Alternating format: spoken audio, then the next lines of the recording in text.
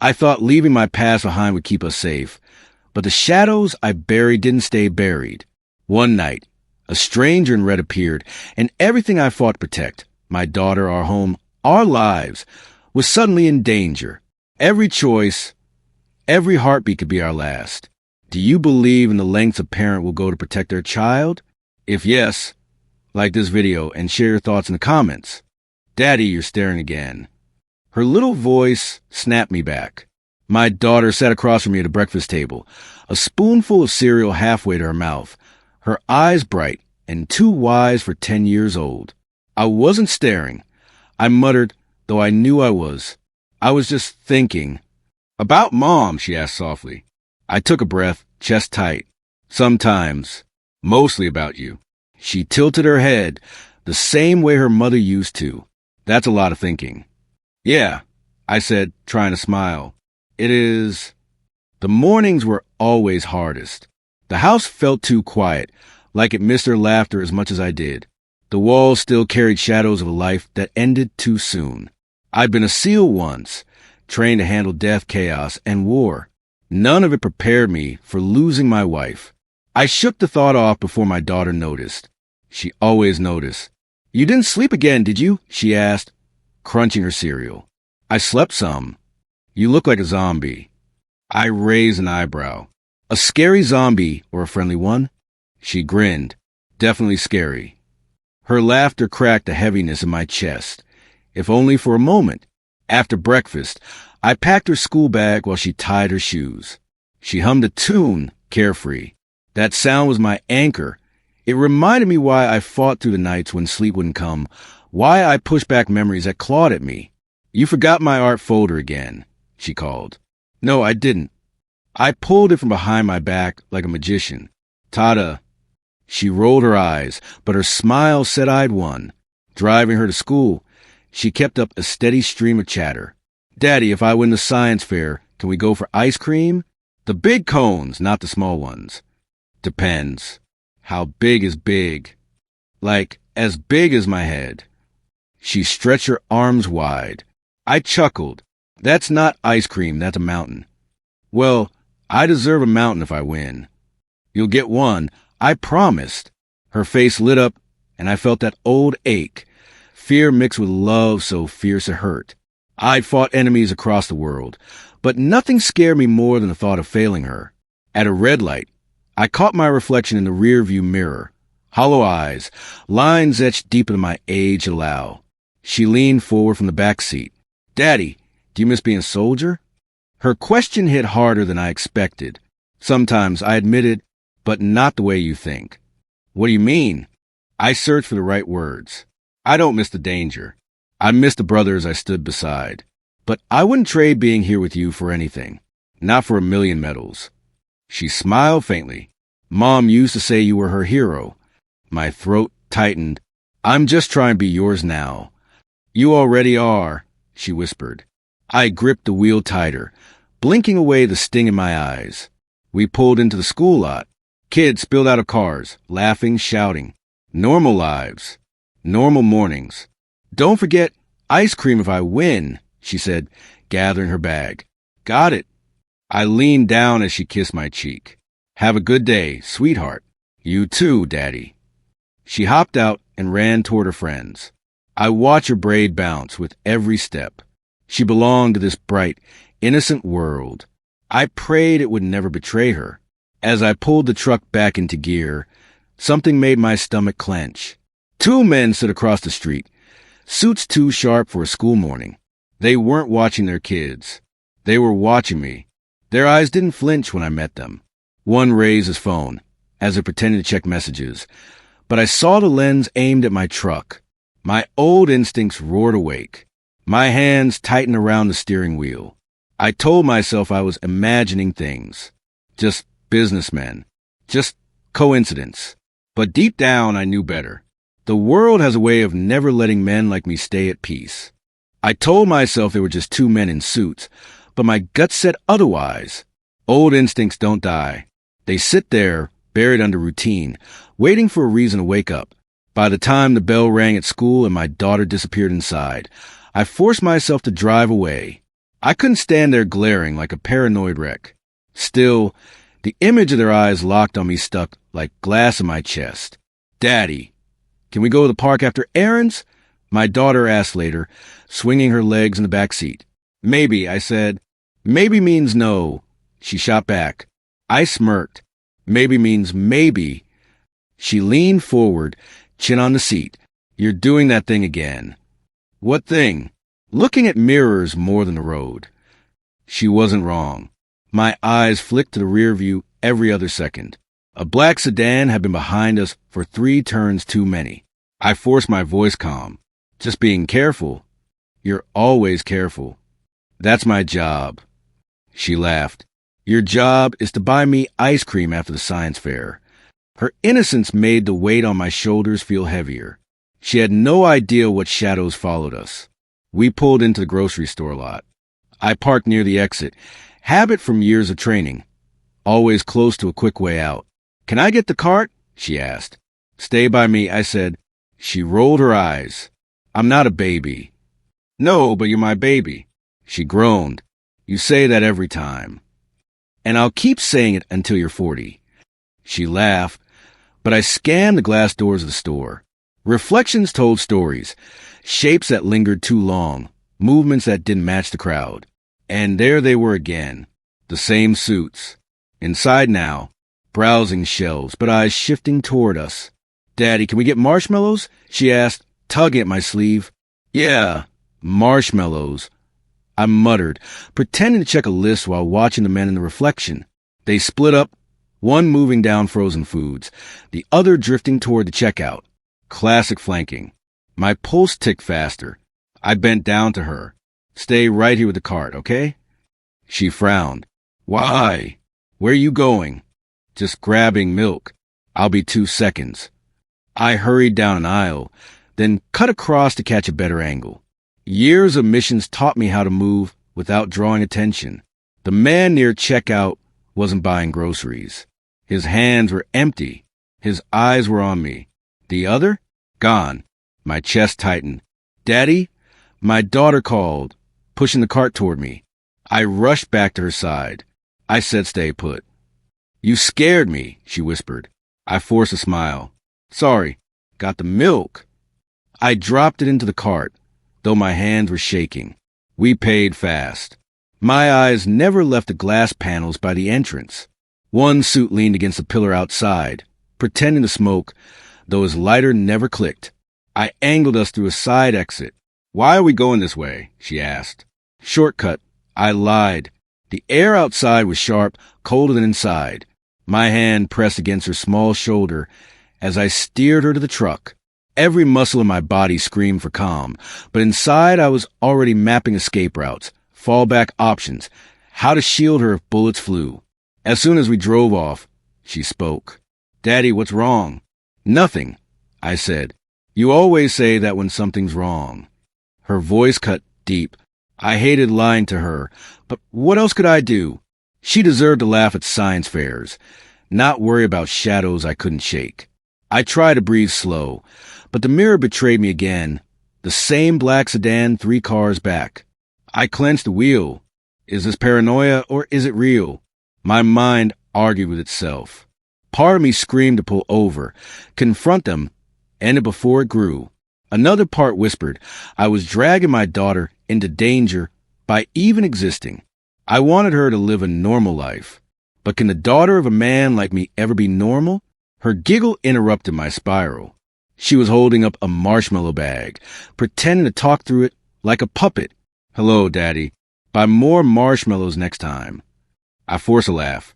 That's a terrible voice. Better than yours. I grinned for her sake, but the weight pressed harder. The sedan finally turned off after a few more blocks. Relief should have come, but it didn't. My gut told me shadows don't just vanish. They wait.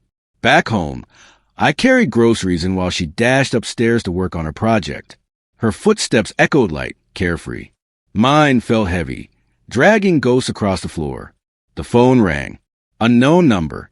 I almost let it go, but something made me answer. A low voice crackled through. You need to listen carefully. My stomach dropped. Who is this? You don't have much time. They know about her. The line went dead. I stood frozen. Phone pressed to my ear, my daughter's laughter drifting from upstairs like a fragile thread. And for the first time in years, fear had me by the throat. The words from that call still echoed in my head. They know about her. I carried that warning like a loaded weapon, hidden but heavy, when I walked into the school gym for the fundraiser. Streamers hung from the ceiling. Kids ran wild between tables stacked with raffle tickets and cupcakes. Parents smiled, clapped, mingled. It should have felt safe. Normal. It didn't. Daddy, look. My daughter tugged at my sleeve, pointing to the stage. They're starting the auction. Can we bid on the big teddy bear? We'll see, I said, scanning the crowd. My eyes caught her before anything else did. A woman in a red dress. Striking, elegant, like she'd stepped out of another world. Every parent here wore jeans or Sunday best. She looked like fire in a room of candlelight. Who's that? My daughter whispered. I don't know, I said, though I wanted to. She approached us later, when my daughter bent over the bake sale table choosing cookies. Your little girl has excellent taste, the woman said, smiling. Her voice was smooth, warm. My daughter beamed. I like chocolate chip best. Mine, too, the woman replied. She crouched down, her red dress pooling like liquid silk. What's your name? My daughter told her, giggling as the woman teased her about sticky fingers. I stood stiff, watching. Why is she talking to us? Why here? Finally, I asked, You new in town? She looked up at me, eyes sharp but kind, passing through. Business. What kind of business? I asked, maybe too blunt. Her smile flickered, like she'd expected the question. Corporate work. Nothing exciting. I didn't believe that for a second.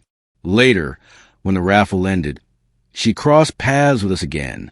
You're raising her alone? She asked softly, as if she already knew. I hesitated. Yeah. She's lucky to have you. I wanted to brush it off, but something in her tone, gentle, almost knowing, hit me harder than I expected. Thanks, I muttered. My daughter chimed in. Daddy makes the worst pancakes, but he tries. The woman laughed, light and genuine. Trying is what matters. For a moment, it almost felt normal, like she was just another parent, just another face.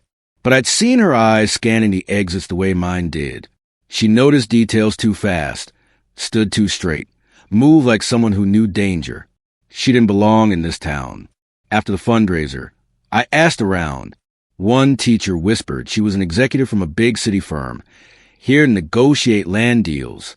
Rich, powerful, untouchable. Or a target. And my gut twisted.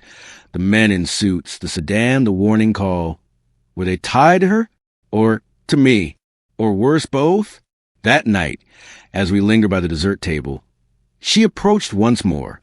My daughter was bouncing beside her, holding the prize she'd won. Your father seems protective, the woman teased gently.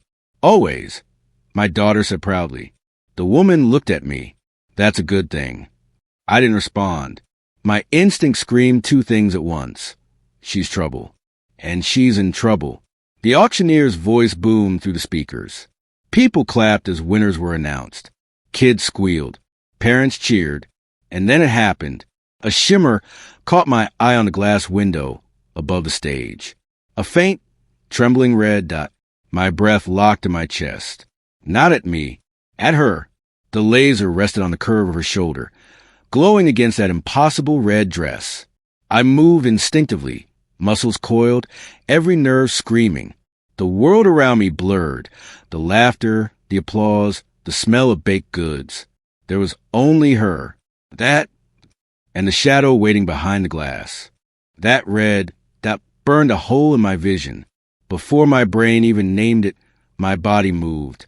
I grabbed my daughter, twisting, dropping low. She squealed, Daddy, as I pulled her under the table. Stay down. I hissed. The lady in red blinked at me, confused. Still standing. What are you? Down. I barked. She ducked an instant before the first shot cracked through the glass. Shards rained like ice. Screams tore the gym apart. I covered my daughter with my body, her heartbeat hammering against mine. It's okay, baby. Daddy's here. My voice was calm. My pulse was not. The lady crawled closer, eyes wide. What's happening? They're here for you, I muttered, scanning for exits. Maybe me too. More shots. People scrambled, chairs toppled. I peeked above the table edge. 2 men at the back door, rifles hidden under jackets now exposed. Professional. Fast. I whispered to my daughter. Hands on my neck. Don't let go. Her small arms wrapped tight around me. I'm scared, she whimpered. I know. I forced my voice steady. Keep your eyes closed. Think about the ice cream mountain we talked about. She gave a tiny, shaky laugh. Okay.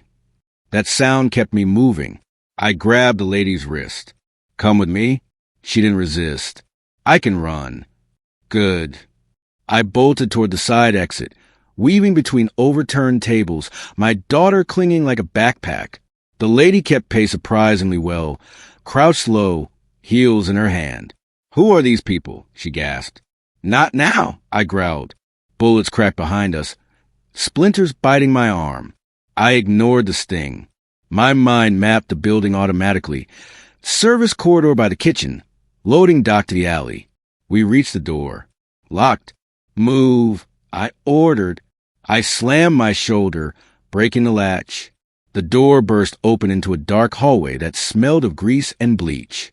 This way, I said, dragging them both. In the kitchen, a cook froze mid-stir, eyes huge. Back door, I snapped. He pointed without a word. We pushed through swinging doors into the loading area. Night air hit like a slap, cold, damp, full of sirens in the distance. Keep moving, I said. The lady stumbled, catching herself. They'll kill us, she whispered. Not if I can help it. I shoved open the alley gate, scanning. No shooters yet, but they'd come. Always did. I crouched by a dumpster, setting my daughter down for a second. You okay? She nodded, trembling. Are we going home? Soon. I brushed glass from her hair. You did perfect in there. I'm proud of you. She sniffled. I wasn't brave. You were brave enough to hold on. That's all that matters. Her eyes glistened. I trust you, Daddy. That cut through my fear like sunlight. The lady crouched beside me, voice low but steady now. You've done this before. I met her eyes. Too many times. She swallowed hard. Then you know what's next. They'll sweep the area. We need distance. I have a car 2 blocks away. Show me. We moved, fast but quiet, hugging walls. My daughter's hand locked in mine. I scanned windows, rooftops, parked cars. My sealed brain ticked off threats automatically. Left here, the lady whispered. We turned down a narrow street, lit only by a flickering lamp. My ears strained for footsteps. Nothing but our breaths. At her car, a sleek black sedan. I paused. Keys. She pressed the fob. Lights blinked. I opened the back door for my daughter. Get in and lie down. Okay, she whispered, sliding across the seat. I turned to the lady. Drive. I'll navigate. She hesitated. Aren't you driving? Trust me, I said. You'll need your hands free. She nodded, slipping behind the wheel. We pulled out slow, then faster. My eyes flicked to every mirror, every alley. My heart pounded, but my voice stayed calm for my daughter's sake.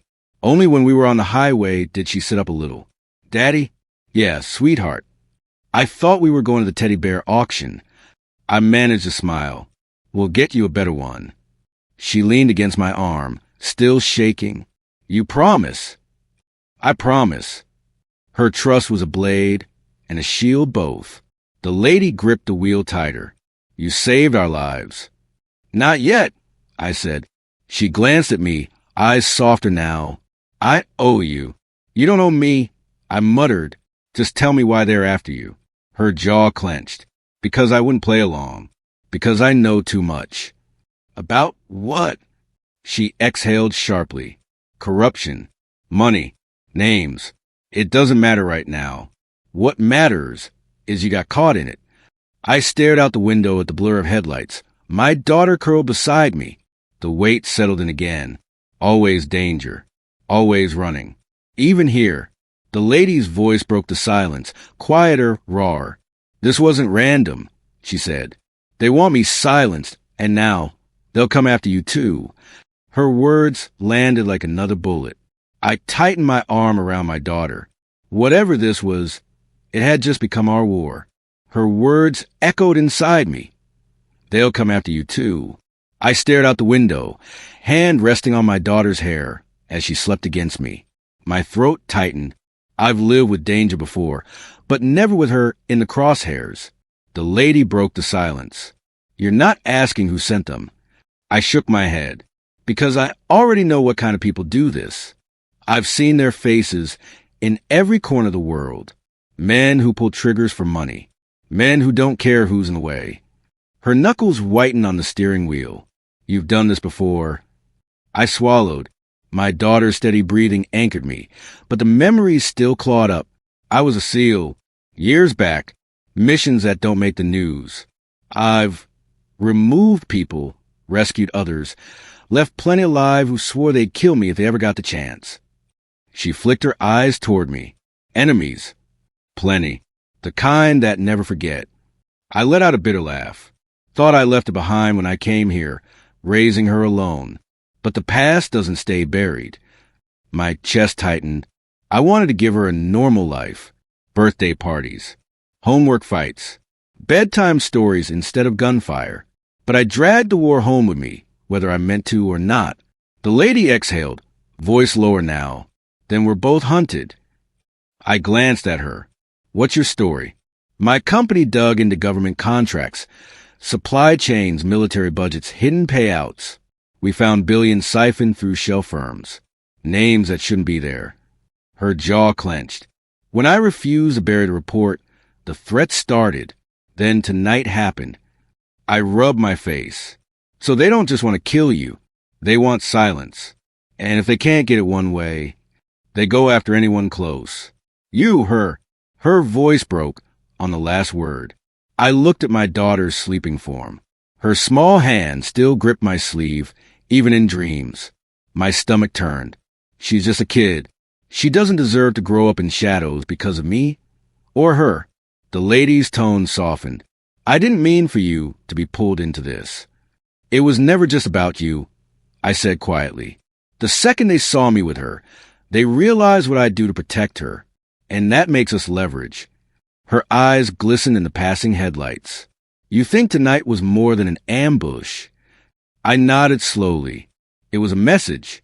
They wanted me scared, controlled. A silence stretched, heavy, broken only by the hum of the tires.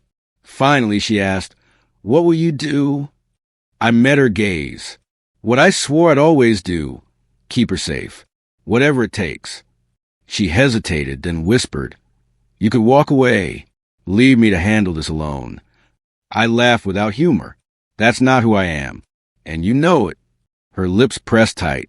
For the first time, she looked less like the flawless woman in red, and more like someone barely holding it together. I don't know how to do this.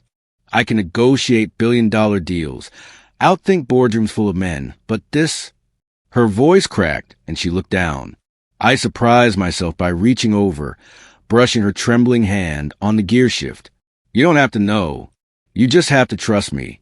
She whispered, "I do." The highway stretched empty, but inside the car my head swirled. Every choice I ever made, the tours, the enemies, the secrets, they're circling back now, and she's asleep on my arm, trusting me to carry the weight. God help me, I can't fail her. I looked at the lady again. We can't stay in town. They'll sweep it. Maybe I already have people watching my place. Her nod was sharp. I have safe properties. Unlisted. Remote. Then that's where we start. But you know hiding won't be enough, she said. My jaw tightened. No, hiding only buys time. I leaned back, closing my eyes for half a second, listening to my daughter's soft breaths. I'd fought wars for flags, for orders, for brothers in arms. Now it was simpler, more terrifying. I was fighting for her childhood, for the right to see her grow up without fear. I open my eyes. We go into hiding together. But sooner or later, I let the words hang. The lady finished them softly. We'll have to fight back. Her voice carried both dread and resolve. And in that moment, I knew she wasn't just a burden. She was a partner in whatever storm was coming. I looked at my daughter again, then out at the dark horizon. They wanted to use her as a pawn. I'll burn the board before I let that happen. Her words, "We'll have to fight back," still echoed as I unlocked the safe house door. It wasn't much. Just a cabin tucked deep into the woods, logs stacked against the side, windows narrow enough to make me trust the walls. My daughter's small hand squeezed mine as we stepped in. "Daddy, it smells funny," she whispered, nose wrinkling. I forced a smile. "That's just old wood. Nothing scary about that." She giggled, loosening the knot in my chest. Her laughter, God, it keeps me breathing. I moved through each room, scanning corners, testing locks, counting exits. Old habits. The lady trailed behind, her red dress now hidden under a borrowed jacket. "You always do this," she asked softly. "Everywhere," I muttered. "If there's a way in, I need to know it before they do." Her gaze lingered on me, but I didn't stop. My daughter deserved a fortress, not a father who missed something. Later, I stood in the kitchen stirring pasta on the stove. The smell of garlic filled the air, almost normal. My daughter hopped onto a stool. "Are you my chef now?" she teased. I chuckled. "Only if you want burnt noodles." Her laughter rang again, cutting to fear. She doesn't see the war outside these walls. For her, I'd carry the whole thing alone. The lady joined, sleeves rolled up, rinsing plates at the sink. She glanced at me. "I didn't think you'd cook." "SEAL training covers a lot," I said with a smirk, "including not starving." She actually laughed, a soft, surprising sound. It felt human. Dinner was quiet at first. My daughter slurped noodles and kicked her legs under the table. Then she looked at the lady. "Do you have kids?" The lady froze. "No, I don't." My daughter tilted her head. "Why not?" I jumped in. "Not everyone does, sweetheart." She frowned, thoughtful. "You'd be a nice mom." The lady's eyes flicked to mine. Something unreadable passed between us. She cleared her throat. "Thank you, darling." I stared down at my bowl, throat tight. We almost look like a family. Dangerous thought. Nothing about this is normal, and it never will be. Afterward, I washed the pan while she dried. Our arms brushed once, twice, and neither of us pulled away. She whispered, "You always as careful?" "Always scanning, always brace." Since the first bullet flew past my head, I said. She lowered her voice. "And when you look at her, do you ever feel like the weight will crush you?" The question hit deep. I set the pan down. "Every damn day." She placed the towel on the counter, eyes on me. "At least you admit it." That night, my daughter curled up in the small bedroom. I sat in the dark living room, gun on my lap, eyes fixed on the door. The lady sat across from me, whispering so low it felt like confession. "I used to believe power could protect me," she said. "Money influence guards, but none of it feels real now." I rubbed the back of my neck. It was never real. Trust me, I've seen billion-dollar bunkers fall. The only shield worth a damn is the one you hold yourself. She leaned forward. "And that's you, isn't it? Her shield." I swallowed hard. She's all I've got. And if I fail, my voice cracked. I can't fail. Her hand brushed mine. "You won't." I wanted to believe her. I wanted to believe the fragile walls around us could hold.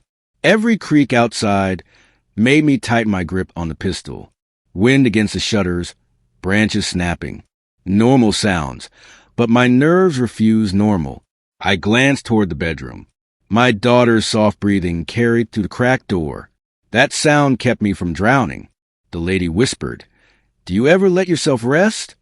"Rest gets you killed," I said. She sighed, leaning back. "Then maybe tonight I'll watch a while, so you can breathe." For the first time in years, I considered it, but the choice was made for me.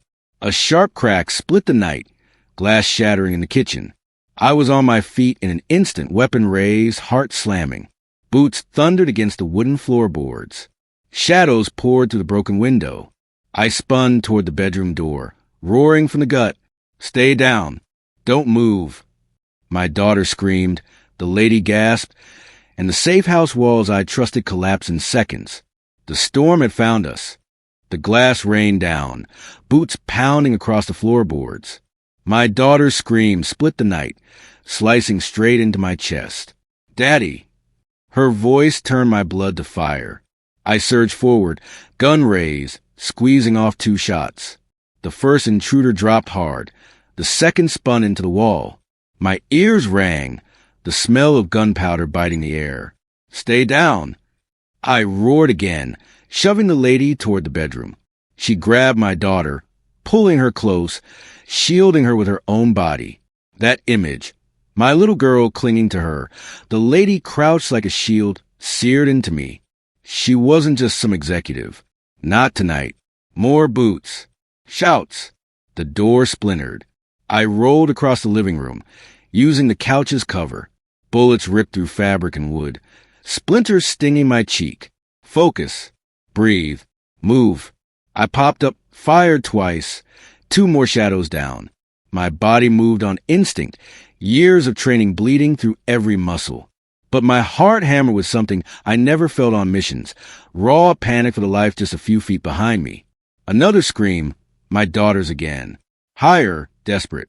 It nearly shattered me. "Daddy, I'm here." My voice cracked. "I've got you." The lady shouted over chaos. "Window!" "Back window." I shot a glance her way. She was already yanking the curtains aside, shoving at the latch with one arm while holding my daughter with the other. Another intruder lunged through the kitchen doorway. I rushed him, knife flashing from my belt. Steel met flesh. Hot blood sprang across my arm as he fell with a choked gasp. I wanted to gag, but there was no room for weakness. Not while she's watching. Not while she needs me. The house filled with smoke from gunfire and kicked-over lamps. My daughter coughed, clinging tighter to the lady. I shoved them toward the window. "Go!" The lady pushed her through first, then scrambled out after her. I turned back, covering them. A bullet whizzed past my ear. I dropped the last magazine into my pistol, every round precious. Each pull of the trigger was a promise kept. You won't touch her. 3 men fell before the slide locked back. Empty. I hurled the gun into one man's face, grabbed a fallen rifle, and swung it like a club. Bone cracked under the impact. His scream joined the storm. Finally, silence. The air reeked of blood and smoke. My chest heaved, sweat stinging my eyes. I stumbled to the window, climbed out into the night.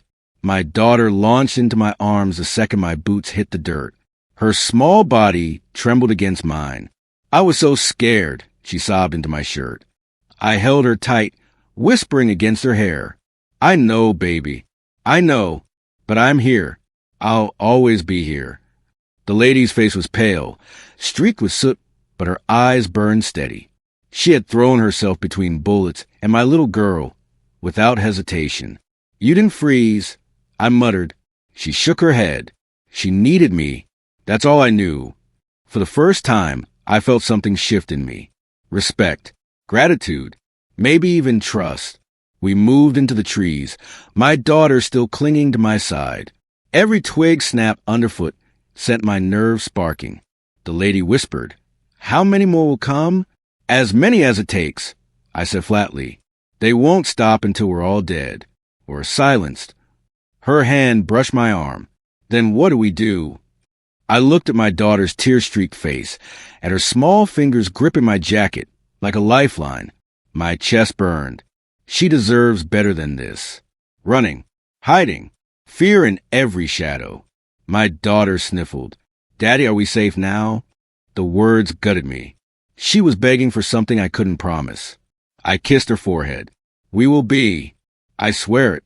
The lady stopped, eyes searching mine. "What does that mean?"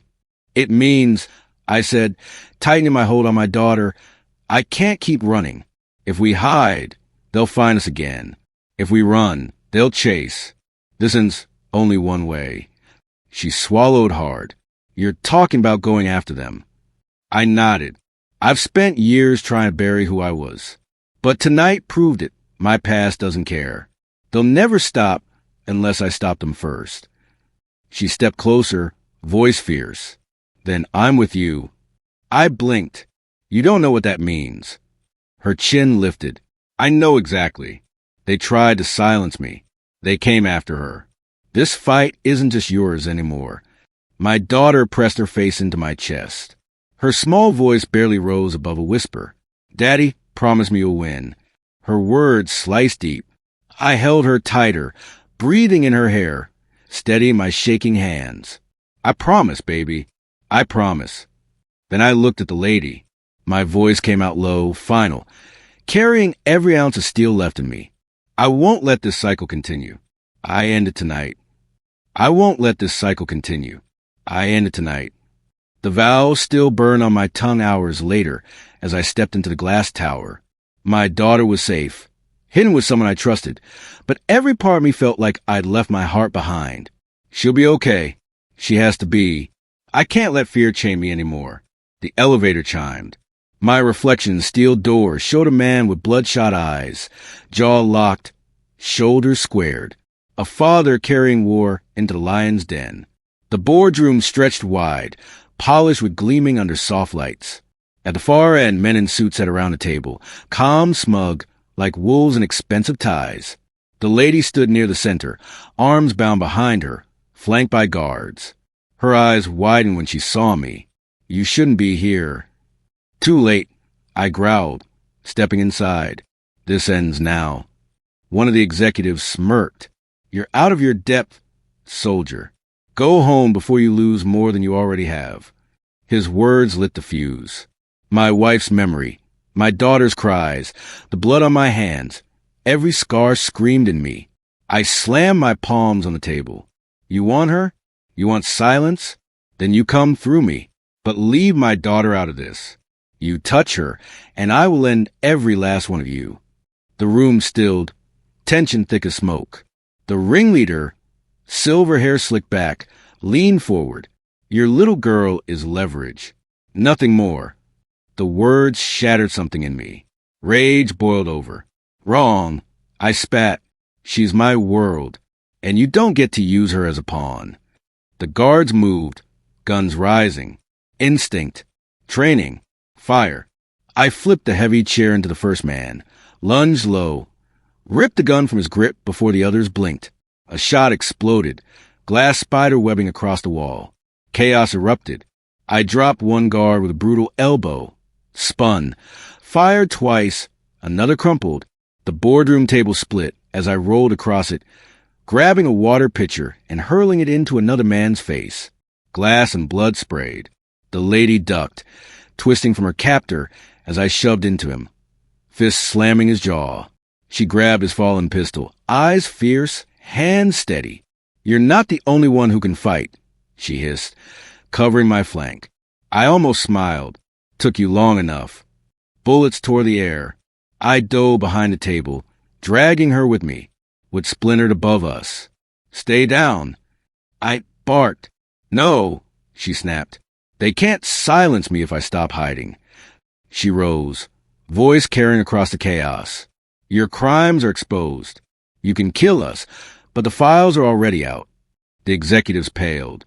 Their arrogance cracked. I used the distraction, vaulted forward, grabbed another guard's rifle, and swung it like a hammer.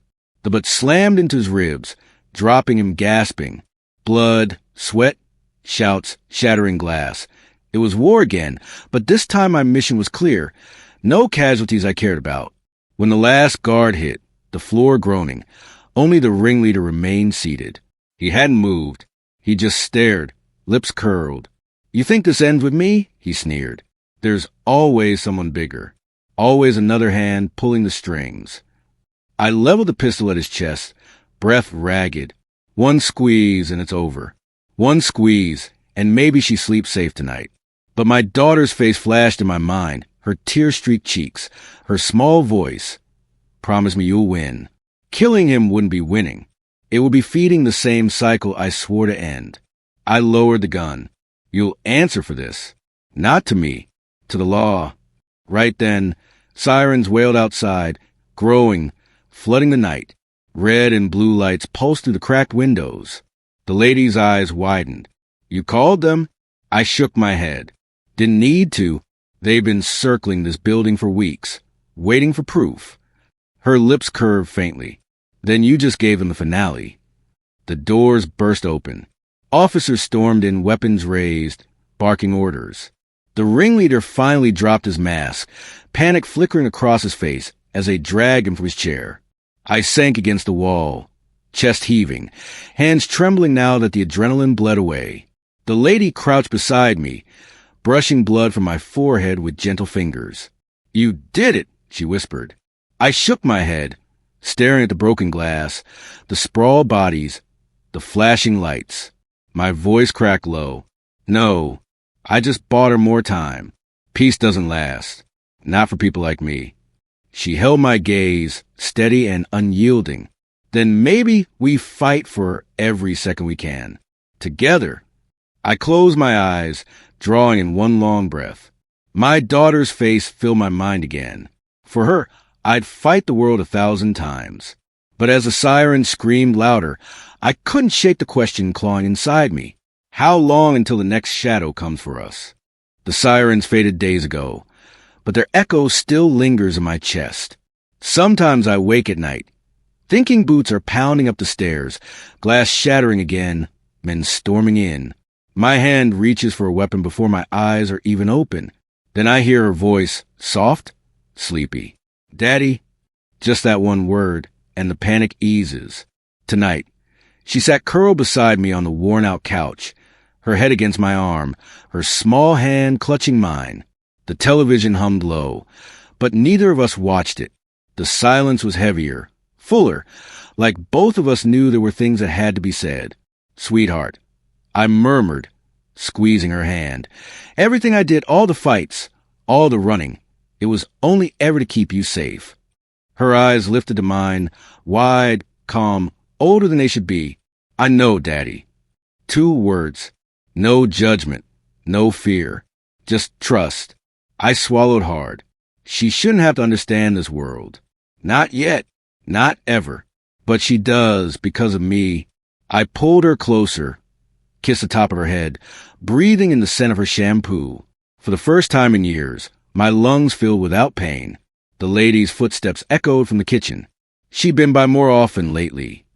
Sometimes with groceries, sometimes with nothing but quiet company. She leaned against the doorway, drying her hands on a towel. Did you tell her? I glanced at her, then back at my daughter. She already knows. The lady smiled softly. Kids always do. They see more than we want them to. My daughter peeked up. She's right. Then she giggled, the sound cutting through the heavy air like sunlight through storm clouds. That laugh, God, that laugh. I thought I'd lost it forever. Later, when she drifted off to sleep against my shoulder, I carried her to her room, tucked her in, brushed her hair from her face, and whispered, I love you more than anything. Her lips moved even in dreams. Love you too, Daddy.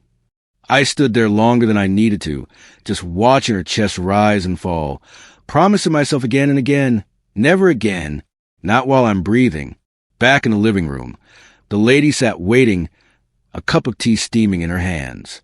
She looked at me the way people look at crack walls, wondering if they'll hold or collapse. You don't have to stay, I told her quietly. I know, she said, sipping, but I want to. I lowered myself onto the couch. My body still ached from the fights, scars stiff under the skin. My heart ached worse. I don't know if I could be normal. Not anymore. She tilted her head. Maybe normal's overrated. Maybe surviving, healing, loving, that's enough. I laughed dryly. You make it sound easy. Her eyes didn't waver. It's not easy, but it's possible. Possible. A word I hadn't let myself believe in for too long. The days blurred into weeks. I cooked again. Not ration meals, not hurried scraps, but real dinners that filled the house with warmth. She helped sometimes, standing on a chair beside me, stirring with exaggerated care, spilling flour everywhere. I let her. "Don't tell Daddy I dropped an egg," she whispered once to the lady, thinking I couldn't hear. "I heard that," I said, grinning. Her laughter rang out, and I laughed with her, my chest shaking in a way I'd forgotten. Evenings ended with board games or stories. Sometimes the lady stayed late. Sometimes she didn't, but she always came back. And slowly, I stopped looking over my shoulder every time a car drove by. One night, sitting out on the porch, I let the silence settle. Stars blinked above, and the summer air smelled of cut grass. The lady sat nearby, not speaking, just existing beside me. It felt less like intrusion and more like companionship. I whispered, almost to myself, "Redemption isn't a race in the past, is it?" She shook her head gently. "No, it's building a future anyway." Her words sank deep. Maybe I can build one. Not perfect, not unbroken, but real. This morning, I stood at the window, coffee in hand, watching her, the little girl who survived everything the world threw at us, running barefoot across the yard. The sunlight caught her hair, her laughter chasing the wind. The lady leaned against the doorway behind me, but I hardly noticed. My gaze was fixed on my daughter. I whispered to the glass, to myself, to the ghosts that still haunt me. As long as she's safe, I can survive anything. And for the first time, I believed it.